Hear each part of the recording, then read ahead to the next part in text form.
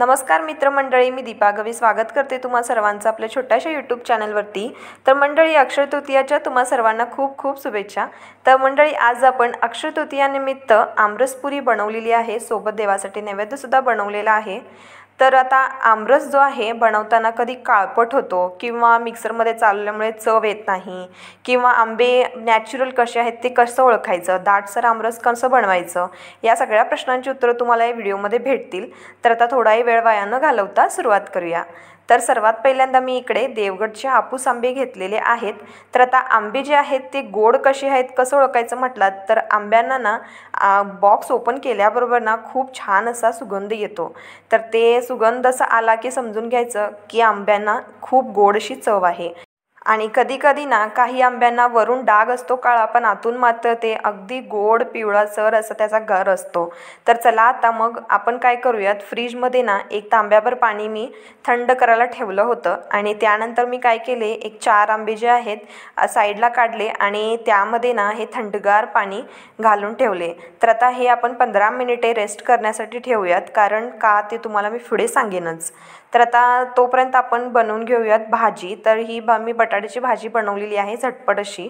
तर पहिल्यांदा पातेलं घेतले, 2 चमचे तेल घातले आणि थोडा कांदा, थोडा टॅमॅटो आणि हळद, मिरची पूड आणि लाल जे आपलं गोडाचा मसाला असतो तो, आणि त्यानंतर चवीपुरतं मीठ आणि हळद घालून याला चांगलं मिक्स करून घेतले आणि त्यानंतर मग बटाटे घातले।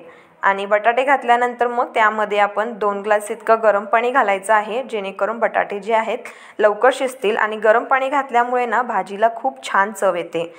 तर आता भाजी शिजल्यानंतर ना थोडं ओलं खोबरं किंवा सुकं खोबरं घालायचं, थोडीशी कोथिंबीर घालायची आणि त्यानंतर मग यामधलं सगळं पाणी जे आहे ते आटवून घ्यायचं आणि झटपट मग आपली बटाट्याची भाजी जी आहे ती तयार होते। तर आता इकडे मी बनवत आहे पुऱ्या। तर या गव्हाच्या पुऱ्या आहेत, कुठेही मी मैदा वापरलेला नाही। आणि कसं बनवायचं म्हटलं तर सर्वात पहिल्यांदा मी 1 वाटी गव्हाचं पीठ घेतले, 1 चमचा त्यामध्ये बारीक रवा घातला आणि त्यानंतर चवीपुरतं मीठ आणि थोडं कडकडीत तेल अर्धा चमचा घातले आणि पीठ चांगलं मळून घेतले। मळून घेतल्यानंतर त्याला 15 मिनिटं साईडला ठेवले, भिजत ठेवले आणि त्यानंतर मग काय केले, गोल गोल असे मोठे गोळे केले आणि मस्त मोठी चपाती लाटून घेतली आणि आपल्याकडे जे टोकेरी झाकण असतं डब्याचं वगैरे, त्याने ना अशा प्रकारे गोल गोल छाप काढले। तुम्ही हवं असल्यास छोट्या छोट्या माली करून सुद्धा लाटू शकता। आणि जर तुम्हाला अजून पुऱ्या कशा छान गुबगुबीत फुलतील याच्या काही टिप्स हव्या असतील तर मी सेपरेट व्हिडिओसुद्धा बनवलेला आहे पुऱ्यांचा, तर त्याची लिंक मी तुम्हाला वरती देईनच, नक्की चेक करा, आवडेल तुम्हाला। तर आता त्यानंतर मी काय केले, सगळ्या पुऱ्या झाल्यानंतर गॅसचं फ्लेम बंद केले आणि तेल तोपर्यंत कडकडीत असतंच, त्याच तेलामध्ये मग पटपट असे बटाट्याचे सांडगे जे आहेत ते तळून घेतले। तर आता चला मग वळूयात आपल्या आमरसकडे। तर आता 15 मिनिटाच्या वर झालेलं आहे आणि जास्त ठेवला तरी काही हरकत नाही। तर असं थंड पाण्यामध्ये का ठेवायचं म्हटलात तर आंब्याचा जो आतला गर असतो ना तो सहज निघतो आणि कुठेही आंब्याची चव जी आहे ती अजिबात म्हणजे इकडे तिकडे होत नाही। जशी आंब्याला चव असते ना ओरिजिनल, तशीच आपल्या आमरसला सुद्धा येईल। तर आता सुती कापड्याने मी स्वच्छ याला चांगलं पुसून घेतले आणि त्यानंतर मग आता सुरू करूया त्याचे पीसेस करायला। तर सर्वात पहिल्यांदा हे डेट काढून घ्यायचं वरचं चाकूने आणि त्यानंतर मग याचे मस्त असे स्लाइस करायचे।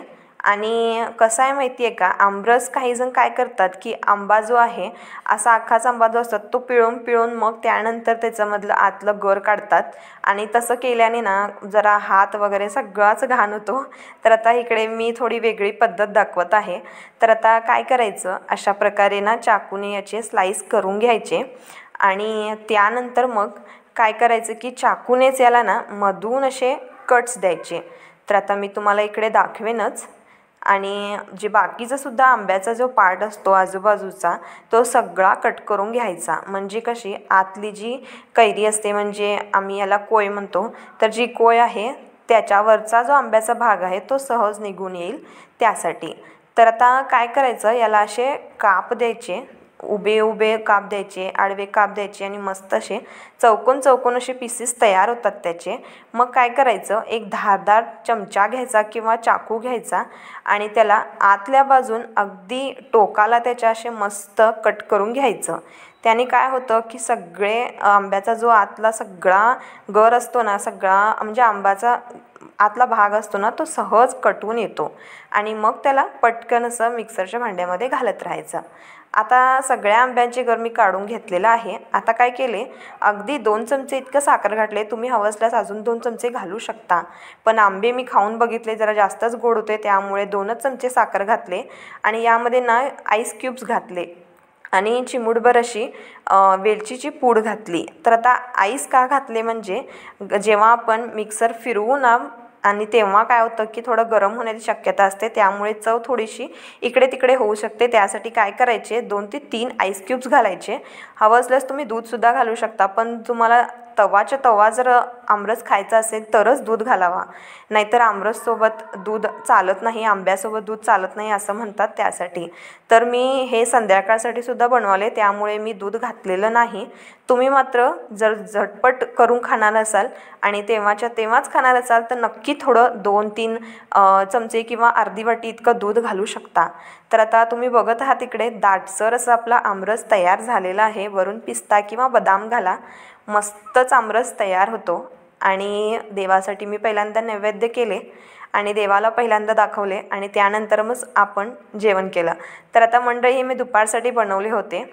तर आता तुम्हाला कशी वाटली ही आपली थाली नक्की मला सांगा कमेंट करून. व्हिडिओ आवडला असेल तर नक्की लाईक करा, चॅनलला सबस्क्राईब कराच करा आणि व्हिडिओ जास्तच आवडला तर तिघांना नक्की शेअर करा. त्या तिघांना सांगा अजून तिघांना शेअर करायला.